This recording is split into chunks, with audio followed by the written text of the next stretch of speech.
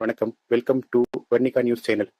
புனேவில் இருக்கிற ஒரு பயங்கரமான அமானுஷ்ய கோட்டையை பத்தி தான் இன்னைக்கு நம்ம இந்த வீடியோவில் பார்க்க போறோம். வீடியோவை கடைசி வரைக்கும் ஸ்கிப் பண்ணாம பாருங்க. அண்ட் வீடியோக்குள்ள போறதுக்கு முன்னாடி மறக்காம நம்ம சேனலை சப்ஸ்கிரைப் பண்ணுங்க. புனேல ஷனிவார் வாடான்னு ஒரு கோட்டை இருக்கு.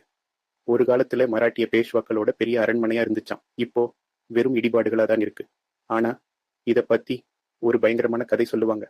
என்னன்னா 1773 நாராயணராவ்னு ஒரு சின்ன வயசு பேஷ்வா இருந்தாரு. அவரை அவருடைய சொந்த சித்தப்பாவும் அத்தையும் சேர்ந்து சூழ்ச்சி பண்ணி கொலை பண்ணிட்டாங்களாம்.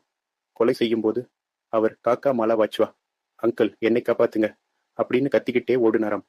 ஆனா யாரும் அவரை காப்பாத்தலையாம். அங்கேயே வெட்டி போட்டுட்டாங்களாம்.